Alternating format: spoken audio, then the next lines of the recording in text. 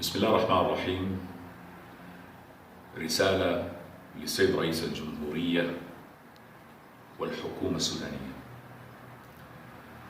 أنا الواثق جار العلم بشرى، بتكلم اليوم مش كإعلامي، بتكلم كمواطن سوداني كفله الحوار الوطني الأخير حق الديمقراطية في الحديث بصراحة. رسالة موجهة مني، وعمر الرسالة 26 سنة من الانتظار والأمل، ولا شيء غير خيبة الأمل. 26 سنة تحكي عن رداءة العناية الطبية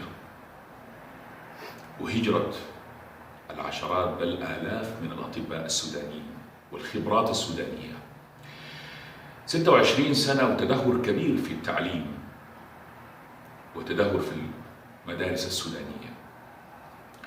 26 سنة صبر فيها الشعب السوداني صبر طويل جدا، وده كان لأنه كان بيسمع عبارة، وهو شعب مؤمن، إنها دي ابتلاءات. ده اللي صبر الشعب السوداني طوال السنوات.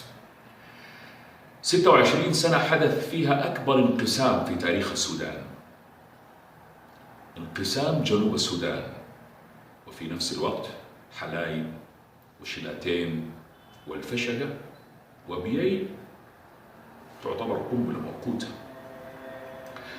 26 سنة للأسف انتهى فيها القطن والصمغ العربي والماشية اللي كانت بتدل على السودان خيرات وعملة صعبة. 26 سنة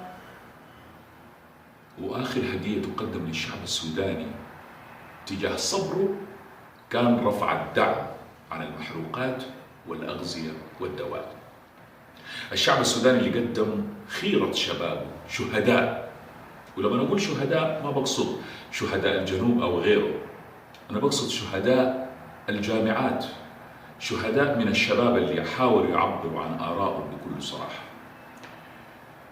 26 دقيقة تختلف من 26 سنة، لأنه في 26 دقيقة الشباب اللي كنا بنقول ما مسؤول عمل أكبر هاشتاج، أكثر انتشار، حقق أكثر انتشار، الهاشتاج اللي وصل كل العالم، الهاشتاج اللي انتشر في كل العالم أكثر للأسف من علاقاتنا الدبلوماسية.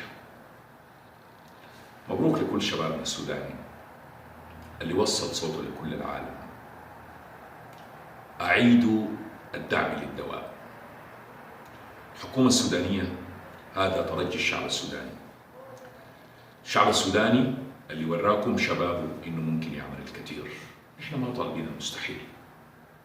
خلوا خبرائنا الاقتصاديين المنتشرين في كل العالم أسمعوهم، ربما يكون في حلول أخرى غير رفع الدعم عن الدواء.